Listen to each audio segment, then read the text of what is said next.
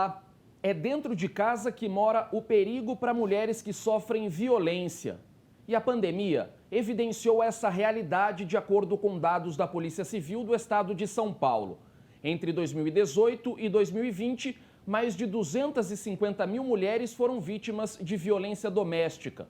Estima-se que a cada 2 horas, uma mulher morre vítima do feminicídio, sendo 68% delas negras.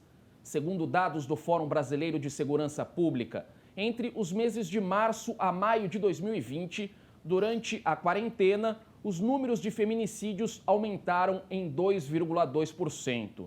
E no programa de hoje, aqui no Decisões e Argumentos, a gente vai discutir o tema violência doméstica, com a advogada de família Toalá Carolina. Também com a assessora especial do Ministério Público aqui de São Paulo, a Daniela Victória. E mais uma convidada, a advogada Daniela Vespucci. Bom, obrigado pela participação de todas aqui no programa. Para a gente começar a discutir, acho bastante interessante, como eu citei até, a questão da pandemia, que acaba influenciando bastante esses casos de violência doméstica, até mesmo pela reclusão das pessoas, né? Elas dentro de casa, com os seus parceiros. Como que vocês enxergam também essa situação? O fato das pessoas conviverem mais e não saírem para os seus ambientes de trabalho, essas pessoas não estavam habituadas a terem um convívio tão intenso com essas pessoas. A maioria, eu acredito também, que recorreram muito ao álcool, a medicações não prescritas, ao medo, à tensão familiar, ao isolamento, e isso acaba com que ocorra um movimento psíquico que faça com que as pessoas de dentro do ambiente em confinamento descontem uma nas outras os seus medos, frustrações, toda a parte psíquica inconsciente vem à tona. É como se a pessoa estivesse dentro de uma espécie de enclausuramento junto com uma pessoa que talvez ela não conhecesse tão bem por conta das suas rotinas diárias. Você que é psicóloga também, né? Psicanalista. Psicanalista, realça bastante, né? As sensações, os sentimentos. Tudo fica muito aumentado, a percepção fica muito mais aguçada. E Toalá, ainda a sobrecarga, né?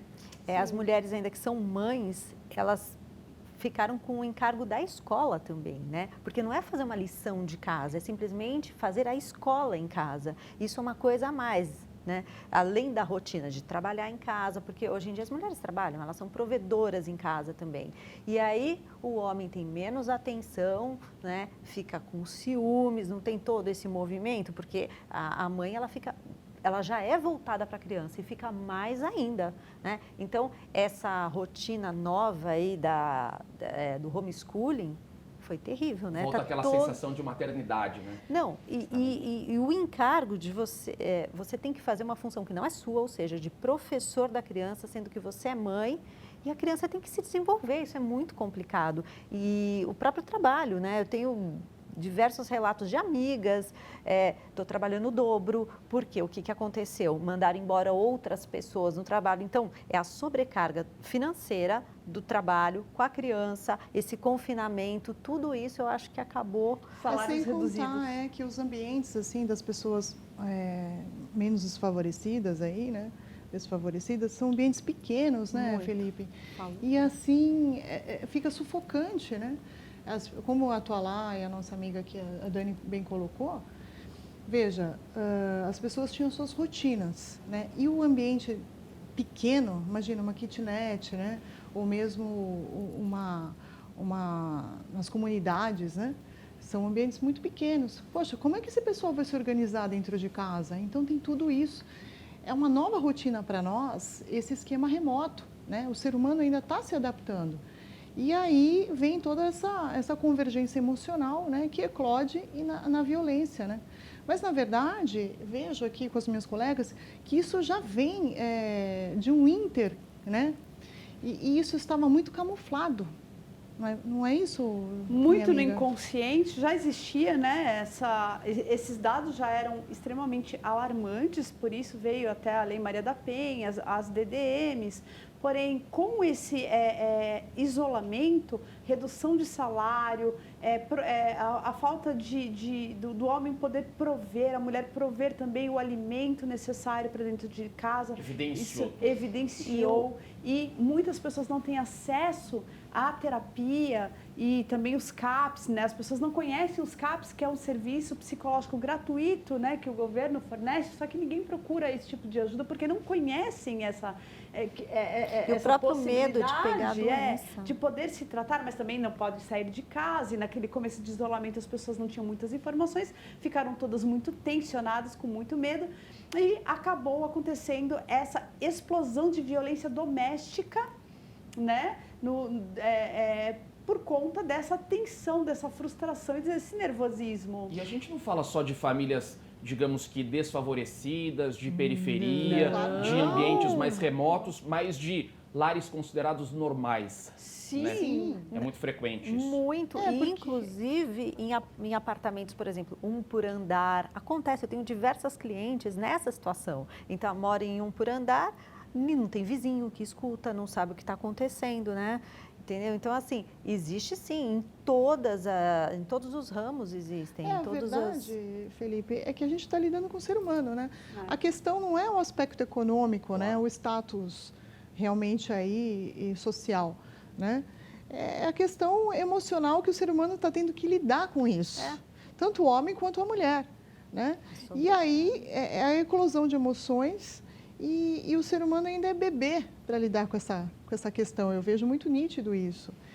Enfim, e a falta de tato, de tolerância, que eu vejo que a nossa era, né, meus amigos, está assim, tudo muito fast, very fast, né? Tudo muito rápido, né? Devido à internet. Não se conversa mais Não também, se conversa né? mais. Que é o principal. Muito bem diálogo, colocado. total. É a falta do diálogo, né? A falta de você ter a empatia dentro da sua casa. A gente tem muita empatia fora de casa e dentro da sua casa. Exatamente. Não é verdade? Então, acontece em todas as classes sociais. Óbvio que nas menos favorecidas, como a Daniela falou, são casas pequenas, enfim, só que sempre tem alguém que vê, né? Entendeu? Então, muitas vezes, acaba até denunciando. E durante a pandemia, o que a gente observa muito são as subnotificações de casos, né? Que é uma das preocupações também. Sim, isso acontece bastante, Felipe. Agora, existem técnicas aí que estão sendo exploradas, né? Hoje, graças a Deus, a mulher ela se sente mais à vontade para poder colocar a questão que ela está passando. Estamos aqui falando de uma violência específica no caso da mulher, né? Que pode eclodir até no feminicídio, né? Que é a morte, que é o pior de tudo, né? Não tem mais como isso ser revertido, né? Pela própria natureza da questão. Mas o fato é que hoje a mulher ela pode se valer da internet para fazer a sua denúncia, pode discar 180, né? A nossa querida aqui, advogada de família, a nossa doutora Daniela, pode falar muito bem sobre isso, né? E assim, hoje não tem mais essa coisa rebuscada para você fazer essa denúncia. De ter que ir até a delegacia, Não, com prova a coisa e tudo mais. simples, a coisa está muito mais simples.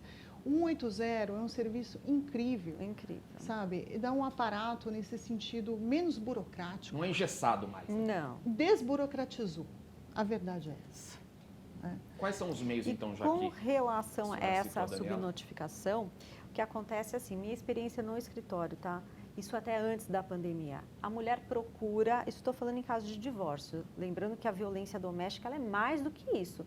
Na verdade, pode ser qualquer pessoa da família contra uma mulher. A vítima é sempre uma mulher, podendo ser agressora a outra mulher também, tá? Então, assim, nessa parte de família, as pessoas elas ficam muito confusas, né? Então, por isso que precisa da tua lá, precisa de um psicanalista. Uma orientação. É verdade. Eu já tive caso que eu atendi em 2016 e voltou agora. Dei uma consulta, expliquei quais eram os direitos, o que ela poderia fazer, quais tipos de prova ela deveria angariar para conseguir os seus direitos, né? Porque tudo, né, nós precisamos de prova. E a pessoa voltou agora, em 2020, para separar. E mesmo durante a pandemia, várias me procuraram, contando o que estava acontecendo. Eu orientei 180, vara de violência doméstica, a delegacia da mulher. Ah, você fez alguma coisa? Ah, não, melhorou. Porque aí existe um ciclo do abuso que a tua aula vai explicar, não é? Que a pessoa acaba aceitando, de certa forma, durante todos esses anos. E só para a gente encerrar Claro. esse aspecto que a doutora Daniela colocou em questão, como que a pessoa consegue Porque aceitar ela durante adoeceu. tanto tempo isso, né? A Porque a psique pessoa da adoeceu. pessoa, na verdade, se adapta ao bom e ao ruim.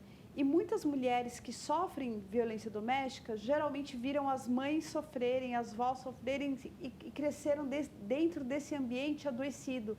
E a psique se formou e acredita que a vida é assim, que não existe nada acostumaram. melhor que isso.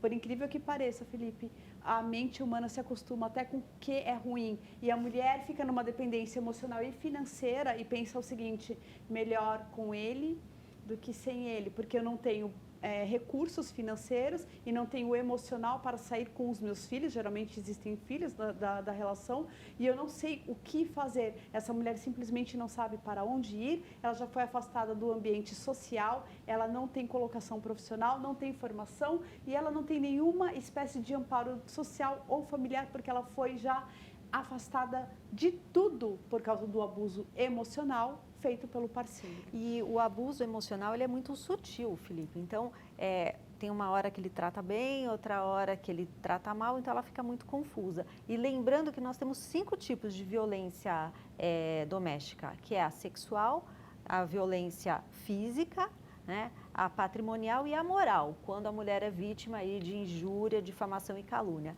Mas em todas essas existe o outro tipo de violência, que é a psicológica, que é terrível, que é uma que mais violência. destrói a pessoa. Ela Exatamente. causa Tem desconstrução da Incapacitante. mulher. Inclusive... E eu queria colocar só mais uma coisa. Fala, querida. Existe, a gente falou muito da dependência financeira. Eu atendo muitas mulheres que são independentes financeiramente, sim, mas não conseguem sair do ciclo do abuso. Vem no escritório, conta uma história, tá louca da vida, desabafou, melhorou, aí em seguida continua porque ela viciou, porque ela adoeceu. Ela acostumou. Acostumou, Isso- o cérebro acostumou. Eu vou pedir só para vocês um minutinho sobre violência doméstica e violência contra a mulher. A gente tem muito Nossa, A explorar. enfim. a debater, a explorar. A gente só vai para um rápido intervalo aqui no Decisões e Argumentos e retornamos na sequência.